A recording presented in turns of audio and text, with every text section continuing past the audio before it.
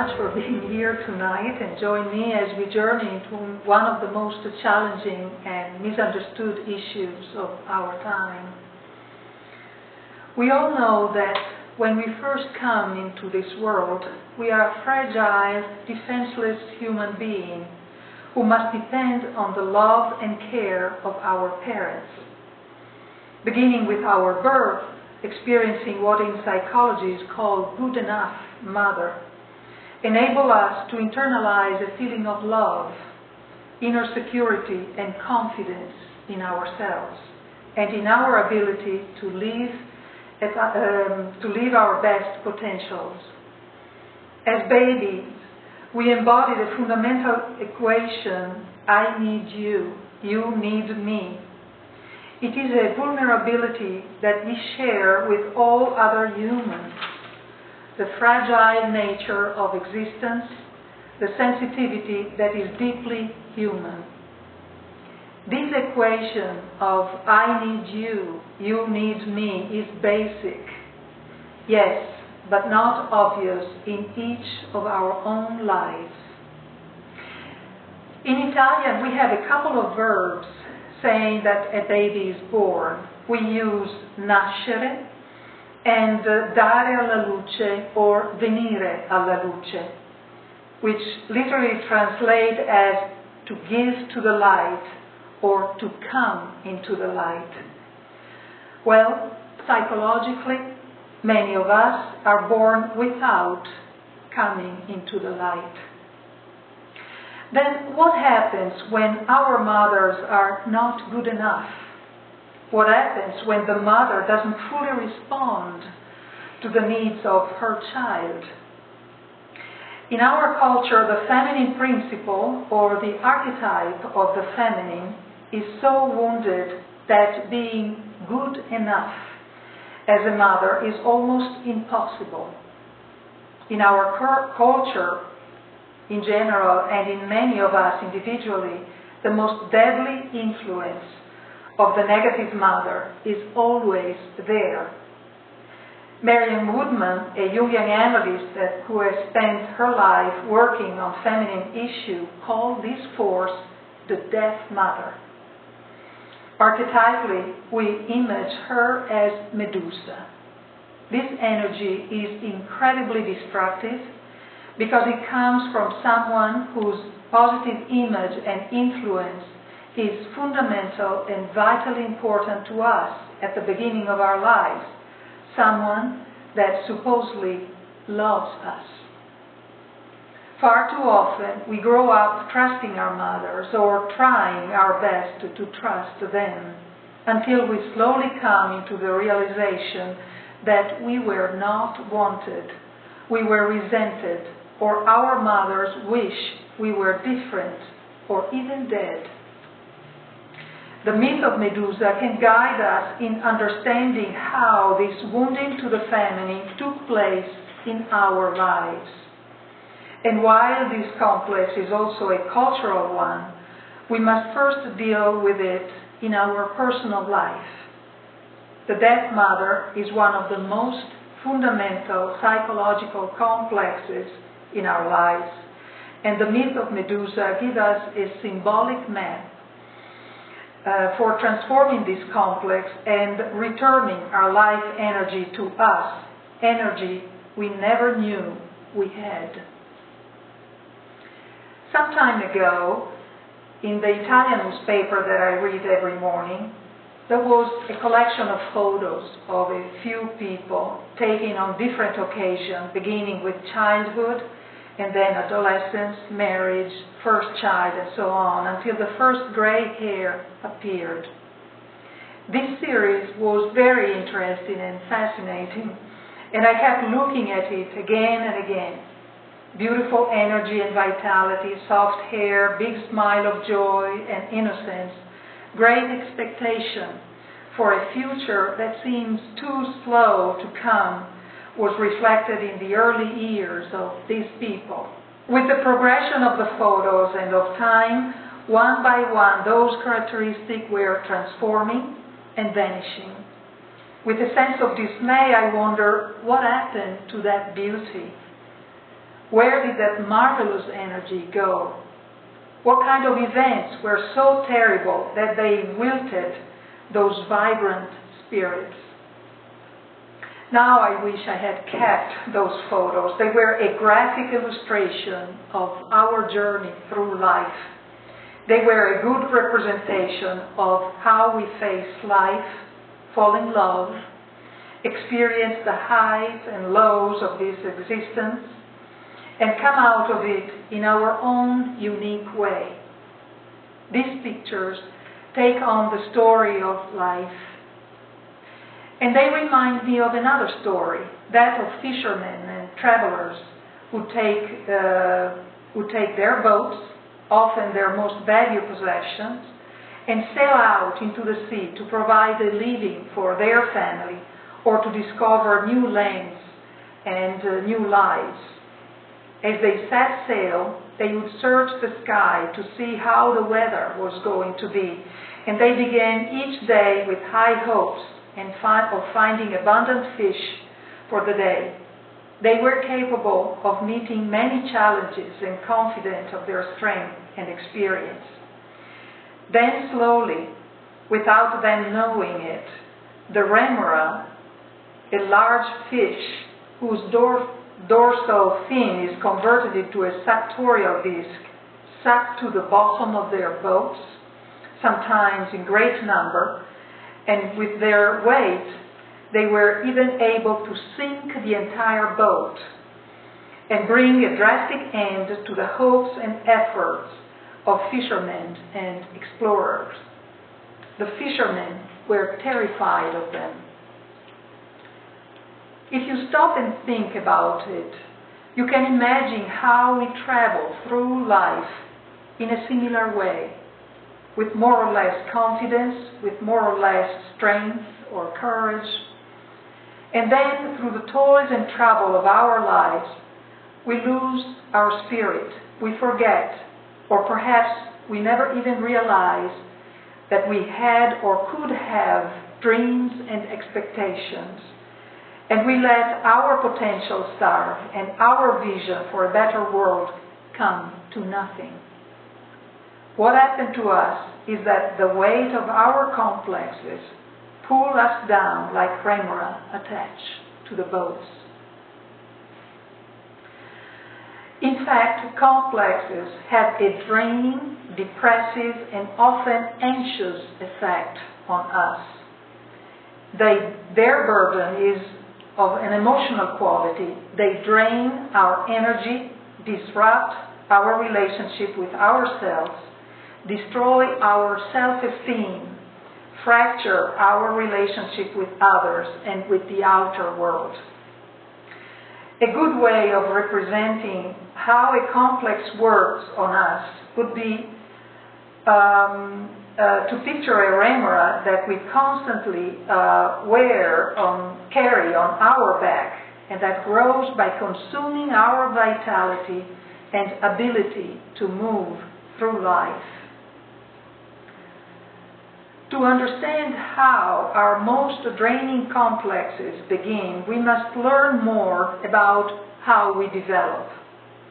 To begin with, the figure of the mother is essential for the life of her child. And her child lives at first in complete participation with her, in a state of unconscious identity. Later on, with the awakening of ego consciousness, this participation gradually weakens, and this leads to differentiation of the ego, of one's identity, from the mother. It is only natural to begin to wonder what kind of vicissitude this young woman that we call our mother went through. We might also begin to consider what kind of ideas and experiences of love our mother had before she began to nurture or fail to nurture us. Our mother's emotional makeup is the genesis of our remora that we have trouble seeing but carry on our back. When our mother fails us, or are weak, that this big fish feeds on us, sucks our energy, drains our vitality, drags us down, and paralyzes us. This is an example of one of our most draining complexes, the negative mother complex. The great majority of people today have little understanding or connection with their unconscious and suffer the difficult consequences of the darkest, most destructive power of the feminine archetype without understanding it. Thinking about these wounds reminds me of a story from my early adulthood. About 40 years ago, I went to Greece for the summer with a large group of friends. We were camping on a beach that was less than an hour's drive from Athens. This was a quiet, simple place where the only nearby house belonged to one of the fishermen that provided us with wonderful meals. We also got to be friendly with the people of the little village that was close by. Even though we did not understand the language, we enjoyed the pleasure of singing and dancing sirtaki with them at night. When it was time for us to leave for home, the people gathered around us for a final farewell. There was a woman, though, who was holding my hand with a strong grip, as if she wanted to lead me somewhere before our departure. She wasn't young anymore, but she was skinny and energetic, and she was totally dressed in black and had deep, piercing eyes. Because of the language barrier, while speaking loudly in Greek, she was emphasizing her words with large gesture, indicating her bakery. We were all frustrated because of not understanding what she was saying, and also because we needed to leave. Yet it seems that I was caught in the middle, and I had the power to put this situation to an end by following her where I did not know. Of course, my friends in the group started shouting suggestions like, "The witch wants to burn you into her oven," or "You know where you are getting in, but you don't know if you are getting out." That certainly did not help strengthen my trust and confidence.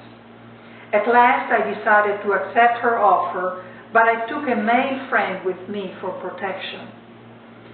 Bravely we entered her little bakery, then we passed the counter and went to where the old oven was. It was a beautiful oval shape made of stone and centuries old. It had a small opening in the front where you could see the fire burning, and on the side there was a small door of the oven, and on it was carefully sculptured the menacing face of Medusa. I felt scared and trapped, but I tried to stay composed and well-disposed, hoping for the best.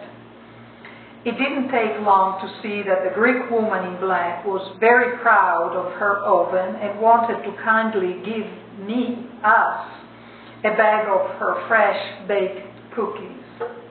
We left her bakery with a sigh of relief, touched by the lovely generosity of the people. But I also felt guilty for having fallen into the trap of terror that quickly opened in me like a crevasse. This crevasse is the place that we are going to explore, this very dark wound that is in most of us, the Medusa that lies deep in the cave of our psyche, ready to paralyze us. We need to look at this destructive aspect of the feminine that lives within us and destroys our vitality and creativity with her paralyzing powers. Now I think it is time for us to take a closer look at Medusa and her myth and see how understanding this archetypal story can help us understand ourselves. Medusa was the daughter of Perseus and Ceto, and she was one of 3 sisters. These sisters were called the Gorgons, and they live on an island far out at sea, on the other side of the ocean, at the end of the world, close to the entrance of the kingdom of the dead. Their names were Steno, Euryale, and Medusa, and they were immortals and ageless. But of the 3 sisters, only Medusa was mortal. The name Medusa in Greek signifies she who dominates, and she was initially a very beautiful woman with splendid hair. In fact, she was the most beautiful of the 3 sisters and very vain about her hair. In his Metamorphoses, Ovid explains that, quote, Medusa was astonishingly fair. She was desired and contended for. So many jealous suitors hoped to win her. Her form were graced by many splendors, yet there was no other beauty she possessed that could surpass the splendor of her hair. And this I learned from one who said he had seen her. End of quote. So, as these stories go, the god of the sea, Poseidon, fell in love with Medusa. In his quest to possess her, he transformed himself into a bird, or as an horse in other versions. And while she was in one of Athena's temple, he seduced her and kidnapped her. Athena, of course, could not stand the fact that Medusa was so proud of her beauty, because as the goddess of war, reason, and intellect, she was more majestic than beautiful. In addition, she felt gravely offended that her temple had been violated, and of course blamed Medusa and not Poseidon. Then, in retaliation, transformed Medusa into a terrifying monster. She turned Medusa's beautiful flowing hair into horrifying hissing snakes. Her beautiful eyes became large and fiery.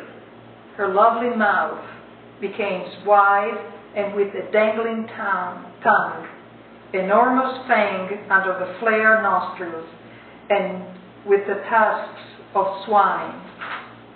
She was now so horrible that anyone would become petrified just by seeing her. Meanwhile, somebody new asked Athena for help and protection. This new arrival on the scene was Perseus. The circumstances of his birth were also very intriguing. Perseus was the son of Zeus and Danae. In this case, Zeus, playing a similar game to the one Poseidon played, assumed the form of a golden rain shower to gain access to Danae and was flirting with her. Finally, he succeeded in his conquest and she became pregnant with Perseus. Danae was held prisoner in a bronze tower by the father, Acrisius, king of Arco, because an oracle had predicted that she would give birth to a son who would kill him. When the king found out that she indeed gave birth to a son, he had the 2 of them put into a wooden chest and cast them out to the sea. But Zeus protected them, and they arrived safely to the island of Seriphos. There, the fisherman Dictys discovered the mother and her son. Quickly he took them to his brother, the island's king Polydectes, and they were welcomed to the island. As time passed, Perseus grew beautiful, strong, and courageous, while the king Polydectes was more and more attracted to his mother Danae. He was trying to get her to marry him, but Danae did not love him, and her only thought was for her beloved son.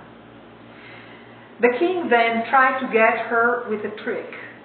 He pretended to get married to Hippodamia and asked each of his friends to give him a horse as a wedding present. Perseus did not own a horse, nor could he buy a horse to give it to him because he had no money of his own.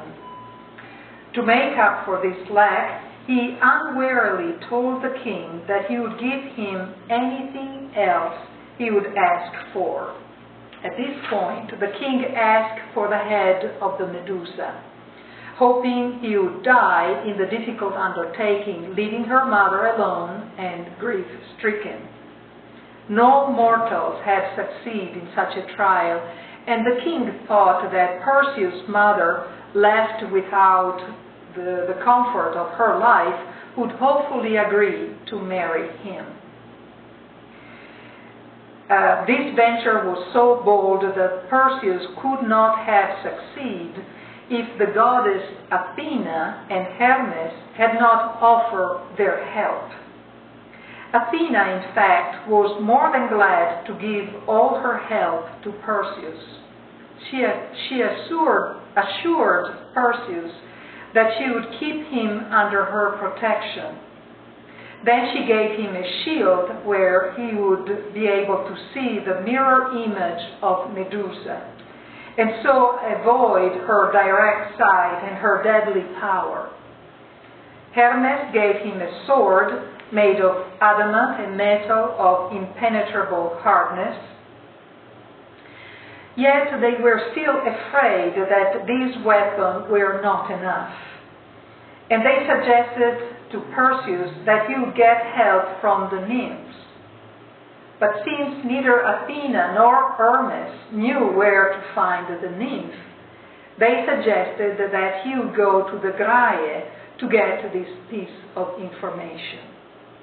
Now, the Graeae were sisters of the Gorgon, and they had never known youth because they were born already old. They had on the body of a swan, a single tooth, and a single eye, which they had to pass to each other for eating and seeing.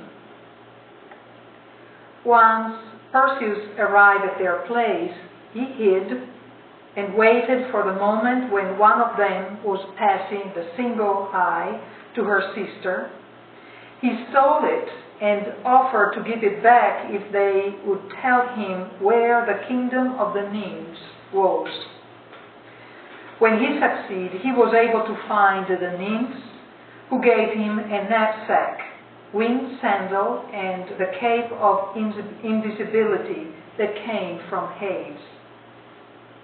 Now, so well equipped for his quest, Perseus flew to the island where the Gorgon Medusa lived and began to make his way to her cave. Passing through fields and along the roadways, Perseus saw the frightening shapes of man and animal, whom the terrifying sight of Medusa had turned them into hard stones. After entering Medusa's cave, Perseus began his search for her. As he continually advanced into the depth of the cavern and following Athena's instructions, he walked backwards and held his polished bronze shield on his left arm, and at an angle where he could use the reflection in it to see where he was going. Traveling further into the shadowy tunnels, he suddenly saw the dreadful form of Medusa reflected in his shield. As soon as he was close enough to this frightening creature, he seized his sword, given to him by Hermes, and with a single blow cut off her head. Even after this killing blow, the angry snakes of her hair tried to attack and envelop him. But he powerfully avoided entanglement and thrust the head into the knapsack given to him by the nymphs.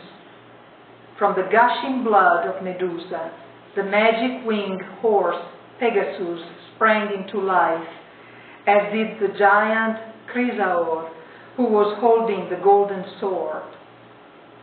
The blood dripping from Medusa's wound was collected in 2 vials, which Athena then gave to Asclepius, the god of healing. One of these vials contained a deadly poison, and the other one contained healing potion, so powerful that it was thought to have the power to restore the dead to life. The fury of the struggle awakened the 2 sisters of Medusa, who then tried to follow Perseus and kill him.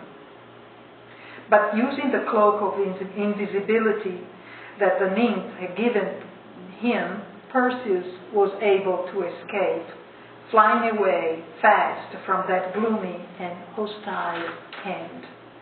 After this myth became well known, warriors frequently painted Medusa's head on their shields to express their ferocity.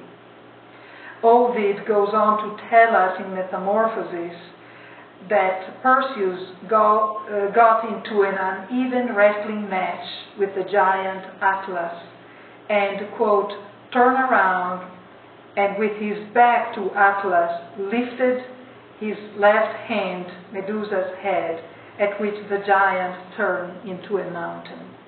In folklore, the Gorgon Medusa was regarded as a symbol of casting an evil eye. In this context, it was about the power of a certain glance to cast a malign spell, bringing bad luck, illness, or death. As a result, traditionally, the evil eye could be avoided by capturing its reflection in a mirror, and it could then be turned against an enemy.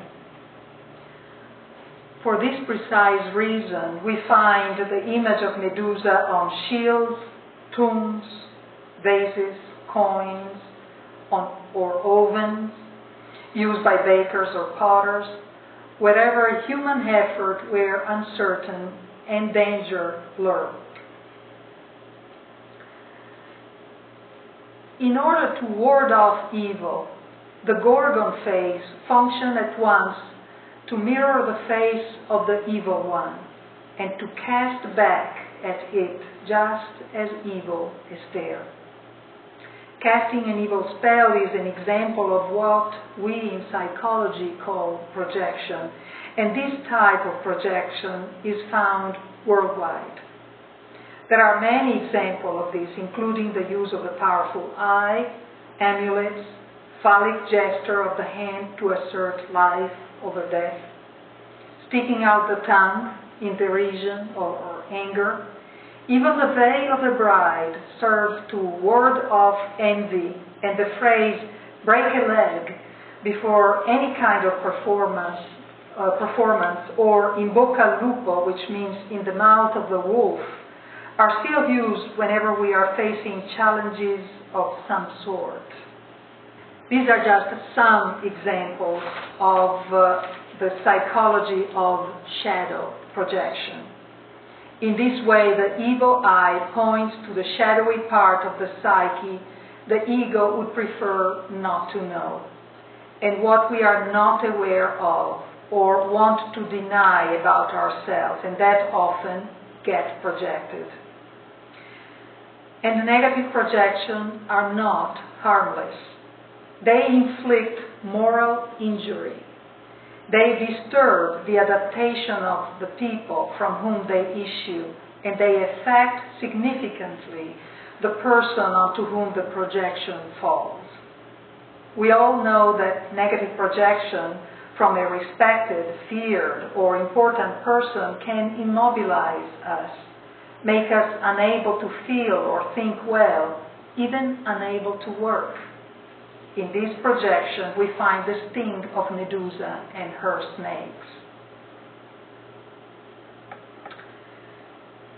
This reminds me of the circumstances that I observed some years ago. I remember this particular priest who was very polished at being quietly sarcastic as he developed caricature of certain people in his parish. His facial expression had a dry wit to his humor, and he could make people roar with laughter. But his humor also had a darker side. In one case, he often made allusion to a particular woman whom he felt was stuck up, having been raised by a wealthy family in Charleston, South Carolina. In his eyes, she never had to work because she always had maids doing everything for her. When she volunteered her free time for the church, he made her do a secondary menial jobs that nobody else wanted to, like cleaning the silver or the vestry. She grumbled but carried out her duty for many, many years, and the priest continued to amuse us with his funny satires. Then he moved to another church, and we lost touch with him. Many years later, I saw an obituary, and the photo looked familiar. It was the very same woman that had been cleaning the silver for many years. In the article, there was a brief story of her life, and I found out that she was not raised in Charleston, but lost her family at a young age, and was raised in a small town by her single mother with great difficulties. The projection of this priest limited this woman's giving heart, her generosity, and some of her potential for spiritual growth. They also prevented him from really knowing her and enhancing the sense of community for both of them. Even though sarcasm can be very funny, it can be a clever way of delivering in a knapsack the venomous head of Medusa in the form of projected evil. A lively social gathering can provide the safeguard in front of which we cannot defend ourselves from such attacks, because we would be accused of lacking a sense of humor or taking life too seriously. But deep inside, we know we have been diminished. This energy is unpleasant and difficult when it comes from acquaintances, but it is most destructive when it comes from somebody close to us that we are supposed to love, respect, trust, such as a mother or father. So far, we have been taking a brief look at the effect of the deaf mother, the need we all have for a good enough mother, and the myth of Medusa, which reflect the archetypal pattern of how this complex developed. We have also seen how it branched into folklore and psychological projection. Now I want to bring this material closer to home and show how the shadow side of mothering exists in even good enough mothers, the role of good enough parents, and how the myth can teach us to work our way through the deaf mother complexes and its effects in our lives. We all either know or should be able to imagine that being a good mother takes a lot of energy. It includes being intentional and denying many of our own ego and shadow wants as a conscious sacrifice for something that we feel is more important than these particular personal desires. And when I say important, I mean the importance of the mother taking care of her child and keeping her own as a container of her love.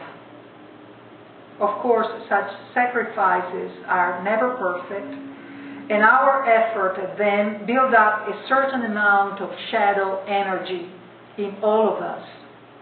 For instance, we can often see the good enough mother's shadow reflected in our nursery rhymes. Let me just mention an example, one that everybody knows, Rock-a-Bye Baby, a nursery song that is sung sweetly but says, "Rock-a-bye baby on the treetop, when the wind blows, the cradle will rock. When the bough breaks, the cradle will fall, and down will come the baby, cradle and all." With the dead mother, these feelings are much more than a little compensatory energy in her shadow. They are part of the complex that both possesses her and is very active in her personality. And this means that it is the attribute of the good mother that are denied and repressed into her shadow, are in her unconscious, and are also unavailable to her children. Of course, we also need to take a look at the father's role in human experience, as well as the mother's. The father who had a dead mother for a mother must struggle to heal himself, or he will fail as a good enough father and either be over-dependent emotionally on his wife, have a deep anger at women, or be distant and detached emotionally. The role of a good enough father is very much like of protecting robust walls surrounding and protecting the city. In a lovely but strong embrace, outside of the wall is the unfamiliar, wild beasts, the enemy, while inside of the city is the house, the vegetable garden, the market, familiar faces, the secure ground where a family can be raised in safety. Therefore, the father's role is one of defending and protecting in a masculine way the delicate task of the mother, which is nurturing with love, intelligence, energy, and patience her child. Or to use the same analogy that Joseph Campbell uses when he talks about the role of the male chimps, to provide a protecting covering for the mother so that she can turn her full attention to bearing and nurturing her baby. A mother who is nervous, anxious, not appreciated, depressed, or resentful of the birth will lead her child to feel out of adjustment psychologically. This child will have a personality founded on a deep sense of anxiety and mistrust in the world. The good enough mother is instead sufficiently gentle, loving, and emotionally secure. She will help her child to develop a fundamental sense of trust in life and in their place in the world. For his fundamental part in the process, the father's role will provide the mother with the grounding love, peace, and security she needs to be a good enough mother. The archetypal role of the good enough mother cannot be projected onto a nurturing father. The roles are not interchangeable archetypally. However, this does not in any way mean a woman must stay at home and be a 1950s housewife. It is speaking primarily to the love and ambience her presence engenders, even if she works or pursues a career. It does mean, however, that our culture needs to respect the roles of parents more so that they are more emotionally secure as they are in most European countries. This means they should be able to take sufficient time off from work for labor, delivering, and maternal bonding and recovering from childbirth without the anxiety of not being paid, losing their jobs, and not having good health care. Failing of this test is a failure of good enough culturing fathering, and will create more instinctual wounds to mother and children, and will feed the deaf mother in our culture.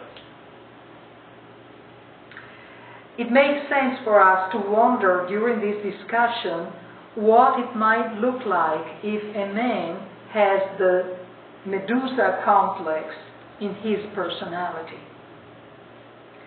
This man will be paralyzed by his negative anima, the deaf mother, in his own feminine side.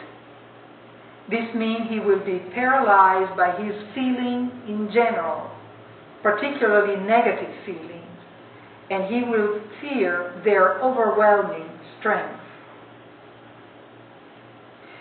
He will generally live with at least a low level of depression, will be afraid of women, and especially afraid of confronting women, and as a consequence of his fear, he will over-rely on thinking and rationality.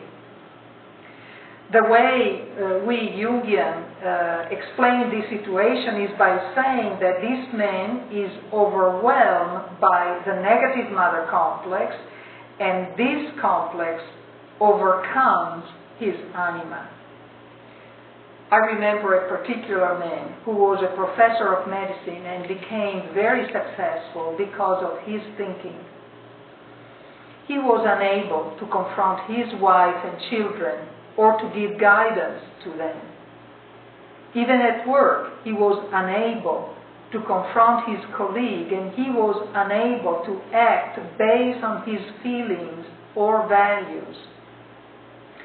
This poor man was emotionally paralyzed and was continuously violated and diminished by other people. Another man comes to mind who became successful because he was very intelligent and very creative, but he could never sustain his success because he was obsessed with his overthinking and paralyzed in the way he related to people.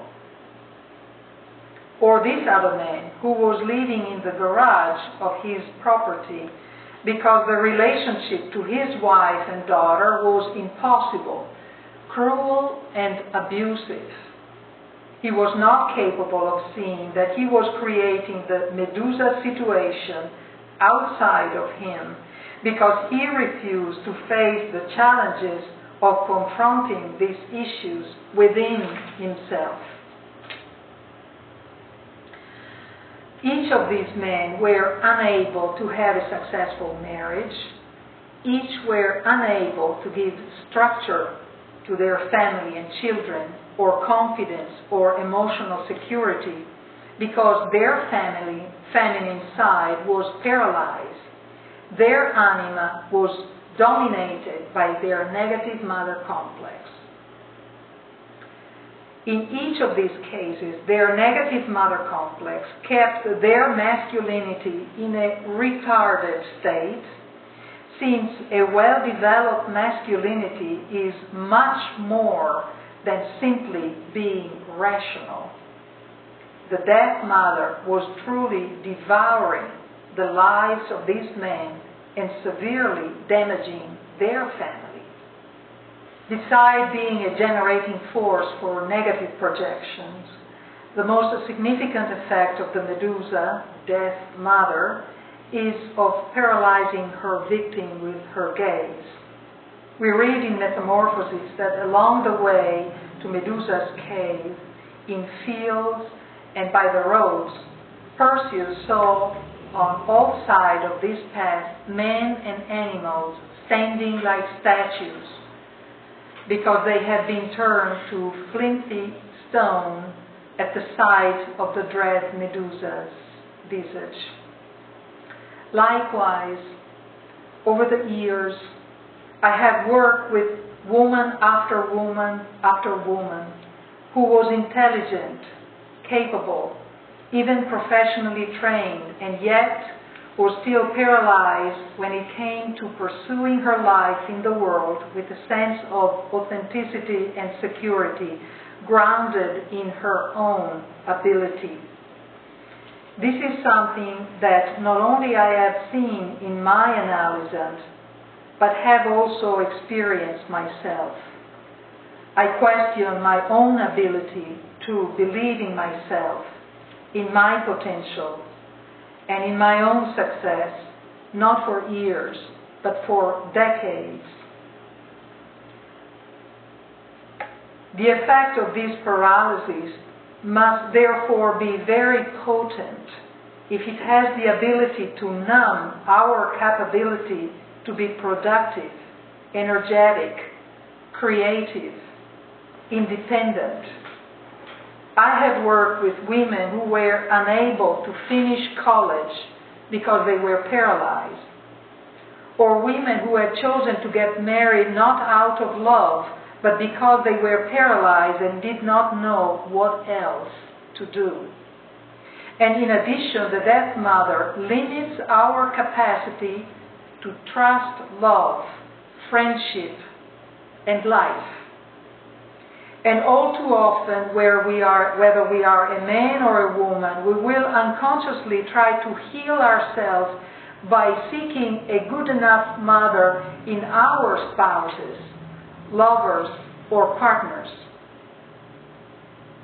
I have also worked with a number of women who became professionally supported by the courage of the times, but were paralyzed when it came time to bring their creativity and energy fully into their lives. As well, I have worked with women who truly wanted to bring love into their homes and were paralyzed, even there, by the pressure of negativity that they have inherited and that boils deep within their souls. From another perspective, I have had women colleagues who would say, I want to stay very quiet and see only few people. This attitude might be very legitimate, often sound like it is honoring the feminine, but there is also a real danger in it because this more often is a fear-based paralysis that can keep even an analyst from living their true destiny. We might wonder what is in a paralysis that keeps a woman or a man connected to the source of their negativity. What is there that binds her or him to the Medusa death mother?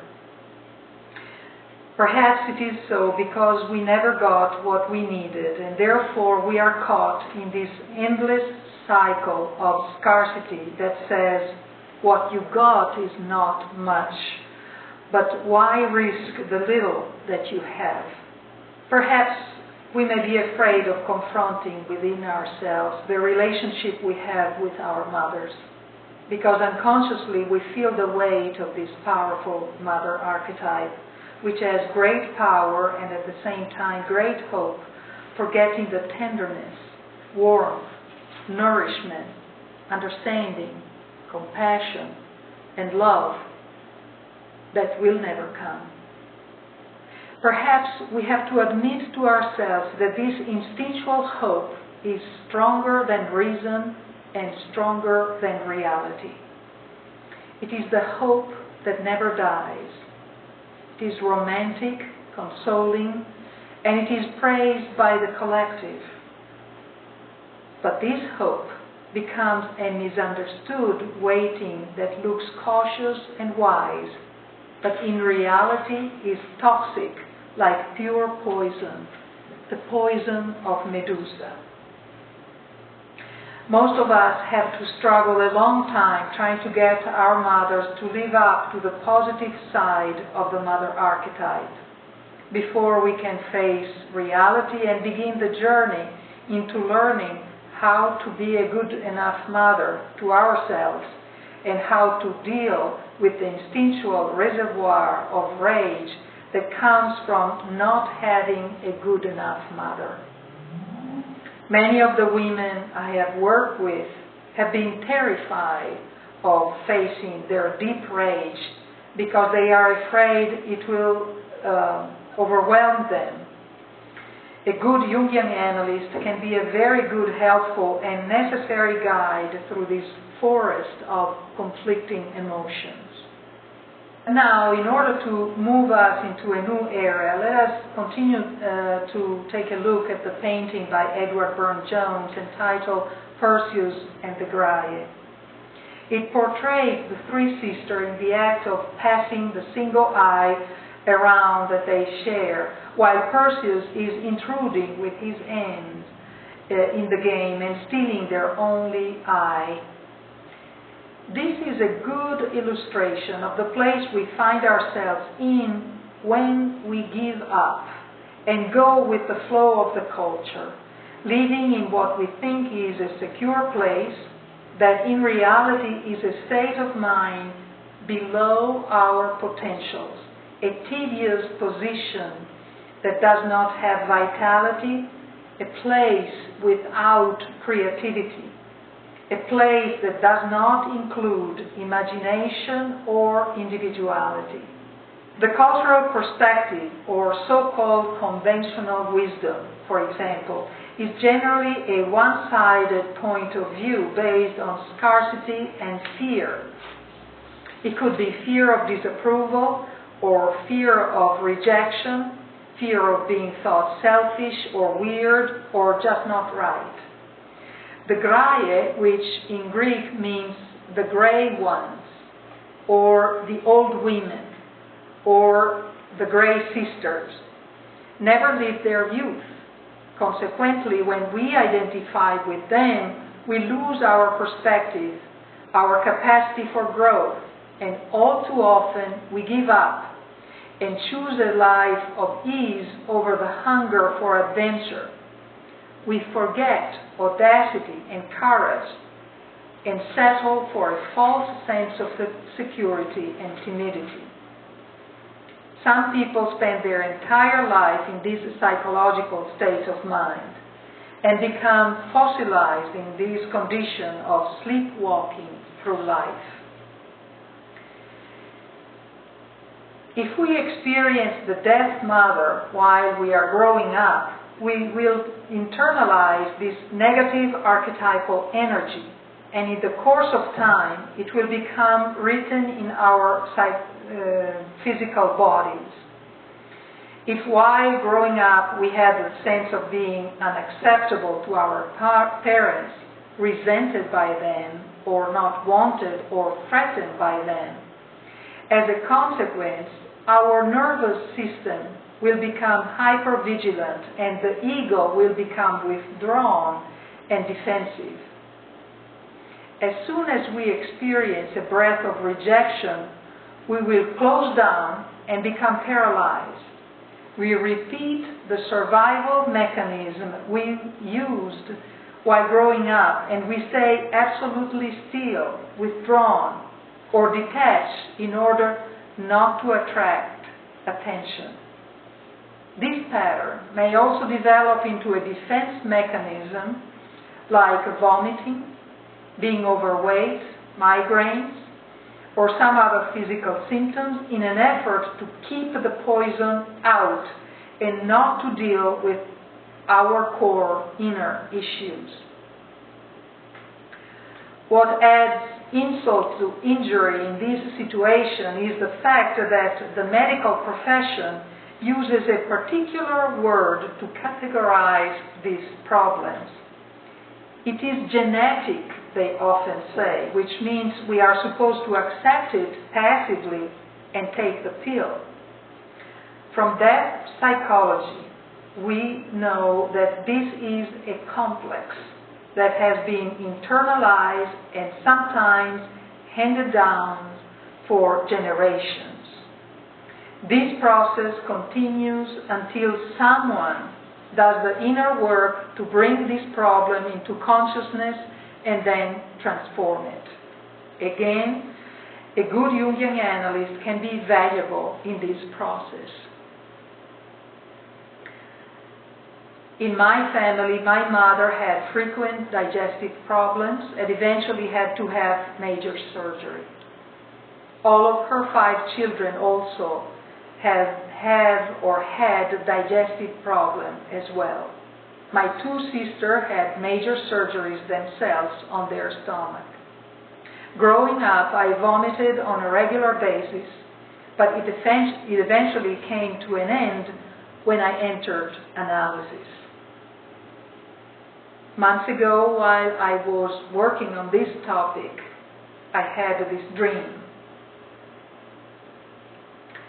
I am in the large corridor of my childhood home, with the marble floor shining beautifully.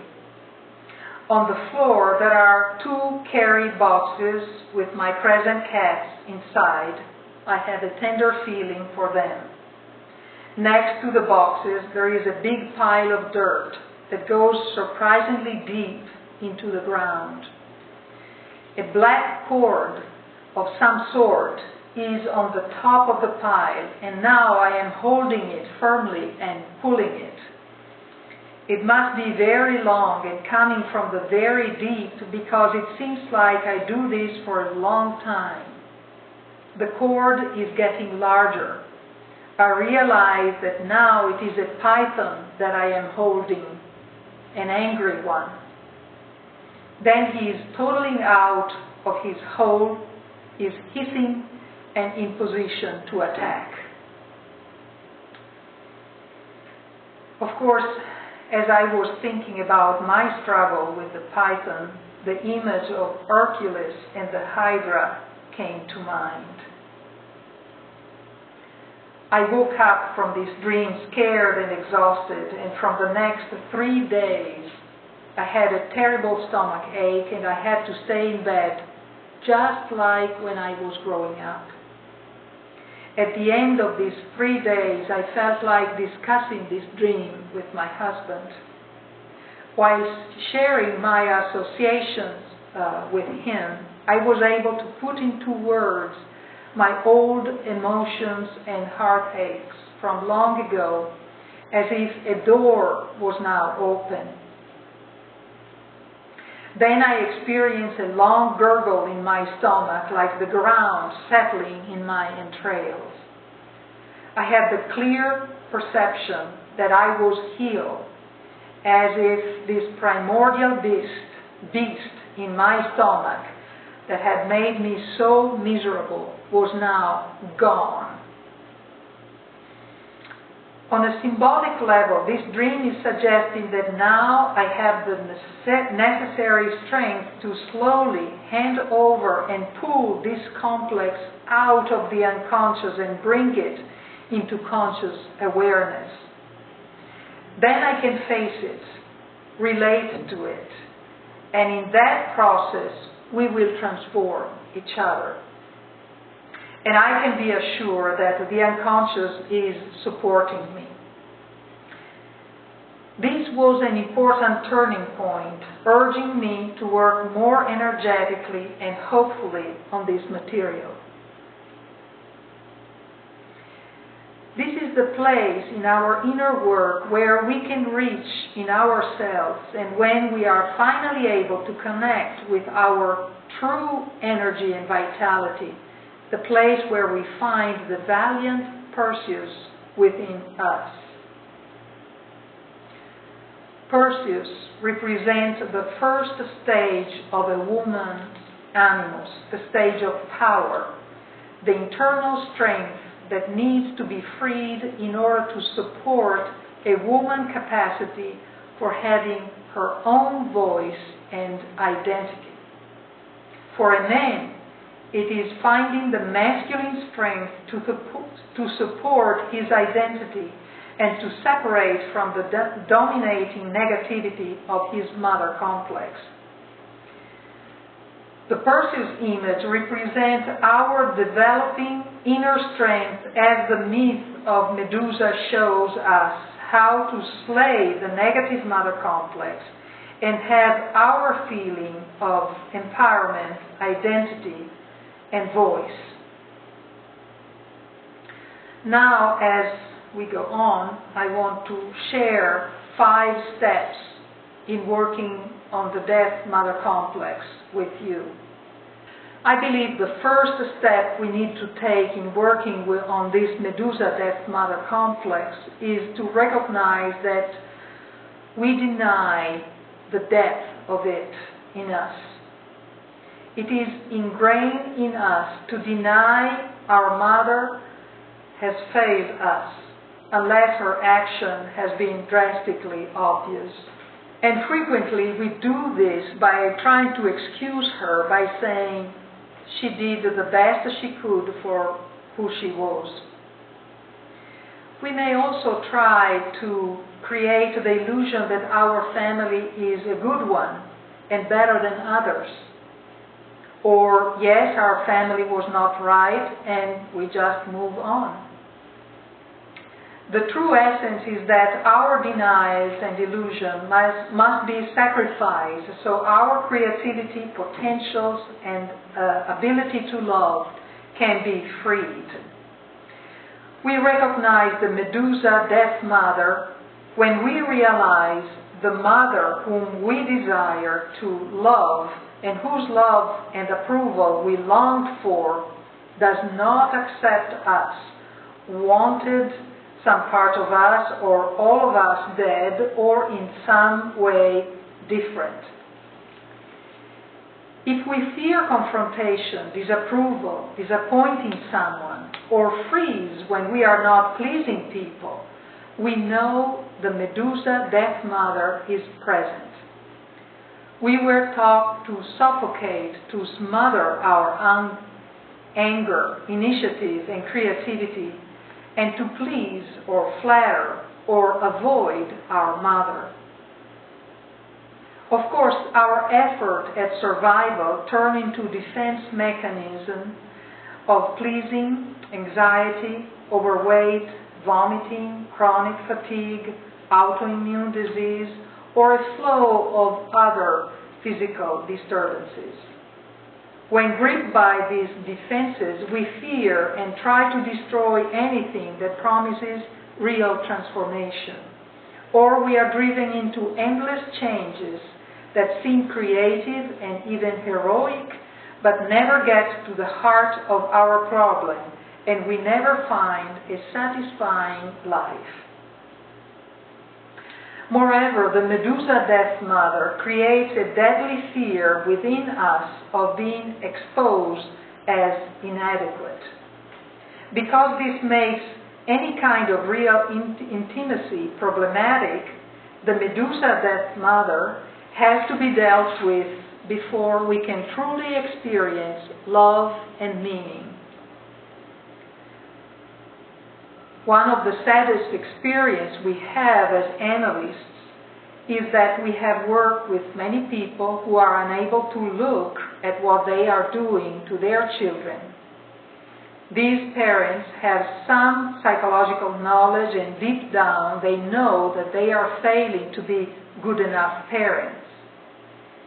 But their own wounds are so strong that they are unable to bear the suffering of confronting them and going deeply enough into them to find real healing.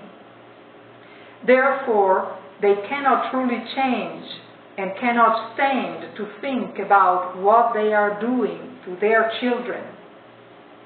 They exile their failures to the basement of their unconscious, while in real life they continue to personify the death mother's energy, and this gives her more power and exacerbates their own deep feeling of guilt and negativity.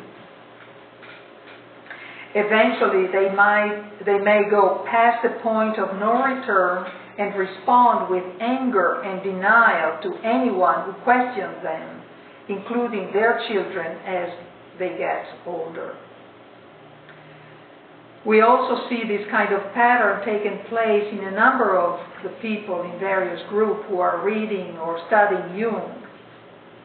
Sadly, reading Jung, learning the Jungian vocabulary, and never confronting your deep wounds, your shadow, and changing your life accordingly means you have simply learned how to use these studies and events as a more entertaining type of defense mechanism. Then, as a consequence, we have to accept our true reality. What is our true reality? We have to find it out. This is not judging either ourselves or our parents. It is looking at ourselves and giving up denial and illusion for the love of truth, the truth of our own reality. And we have to build up strength before tackling our Medusa. This is not an easy undertaking. It is a labor of love that we can do with a Jungian analyst that works with us as a guide in the same way that Athena and Hermes helped and assisted Perseus. In other words, we have to build up our strength before tackling this problem. We have to develop our Perseus and not confront the Death Mother directly.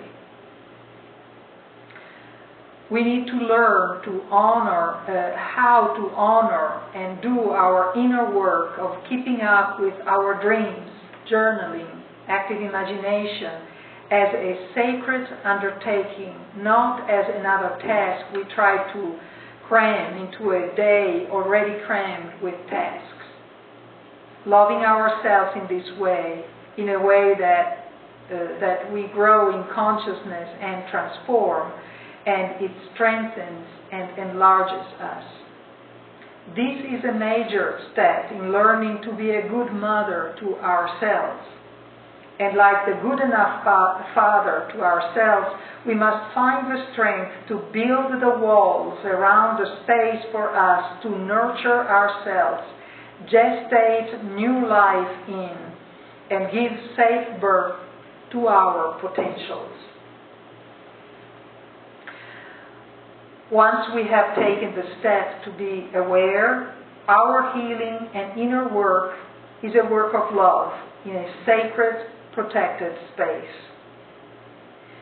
Then we have to begin the quest of going deeper inside like Perseus did. We then will have to work on dreams, look at the patterns in our lives and feeling reactions to people and life through journaling and developing more awareness of what is going on in our bodies. Like Perseus, who is walking backward, holding the adamant sword while looking at the shield that Athena gave him, we have to walk backward into our memories, feelings, all the patterns, and reflect upon them so we can build up in us the required strength. As we do the inner work, it is important that as part of our reflection, we become aware of the way we are putting our inner work into practice, how we are living differently because of it, and how these changes are causing a transformation of who we are and how we are dealing with our lives. It is essential to understand the transformation that is taking place within us, seeing that we are dying to the false, seemingly secure image of ourselves and are bringing about changes in how we are living. We have to clearly grasp this new level of consciousness. Otherwise, we will easily lose it. My life experience and my experience as an analyst has convinced me that this is a true labor of love. We have to comprehend how deep and rich this endeavor is, so we can give to it the necessary time and energy. This path is hard, but it is also highly rewarding. We can make an attempt to summarize the attributes of the Medusa Death Mother by saying she is distant, cold, does not know me, is not interested in me, is often fixed in being a victim, doesn't have a heart for me, thinks it is all about her. It is not appreciative, is judging, is opinionated, is full of negativity, is cruel, is abusive, kills hope, kills initiative, kills creativity, drains our energy, wounds body, mind, and spirit. And she is both personal and cultural, as the wounds to the feminine in our society have robbed us of our deep respect for love, slowness, receptivity, and the value of relationships, both inner and outer. At this point, while reflecting on the myth of Medusa, my stomach ache returned, this time not as strong as before, but bad enough to make me uncomfortable. So I decided to slow down and try to relax. That night I had a dream that I would like to share with you. This is what I dreamt. In my hands I had a large piece of glass of some shape, thin and crunchy. But it is broken, some large pieces, some small. I start eating it as if it is a normal thing to do. I wonder if it will do harm to my stomach, but hey, too late. Then, out of my mouth, a beautiful chandelier emerges, unbroken and full of light. This dream shows me how I really have to take in the reality of what I experienced with the Death Mother, even though it is difficult, rough, and perhaps even dangerous. As I worked through these issues, my psyche metabolized it and brought it back out greatly transformed.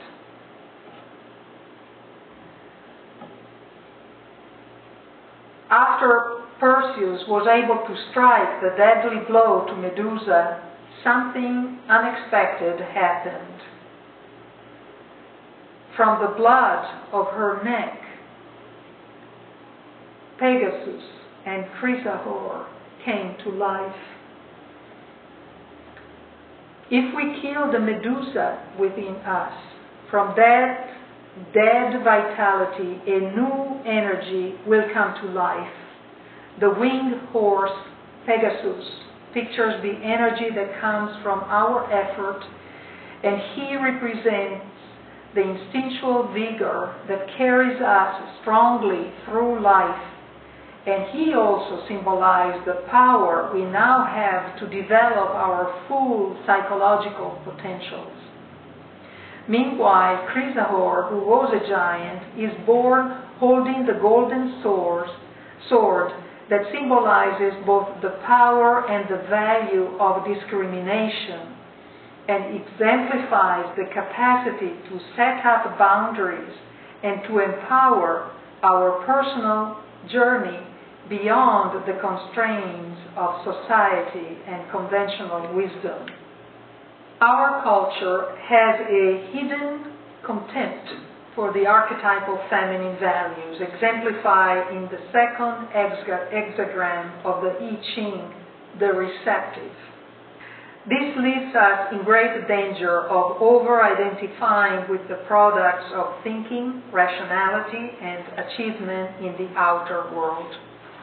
It is very difficult in our society to appreciate the woman who quietly responds to life with intense interests, love to people and ideas, and and to things.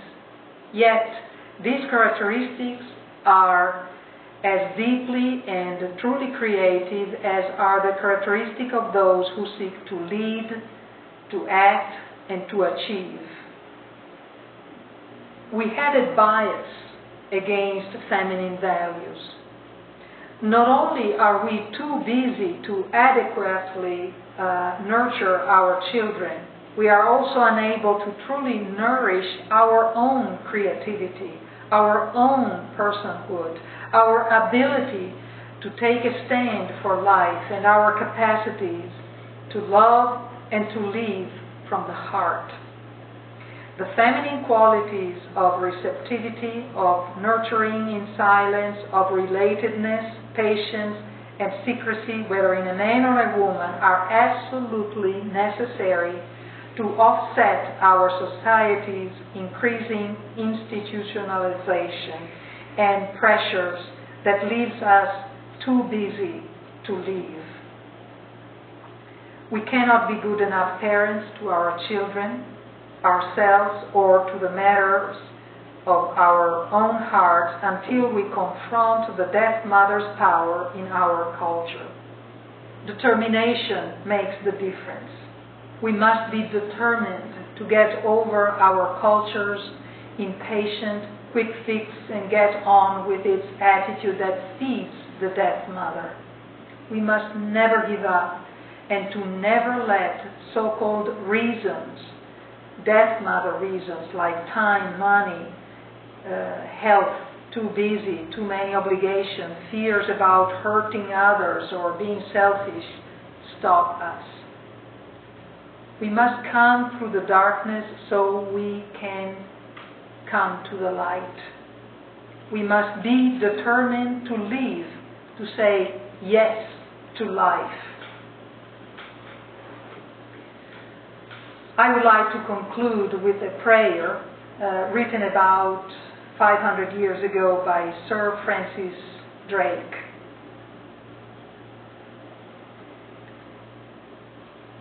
Disturb us, Lord, when we are too well pleased with ourselves, when our dreams have come true because we have dreamed too little, when we arrive safely because we sail too close to the shore. Disturb us, Lord, when with the abundance of things we possess, we have lost our thirst for the waters of life.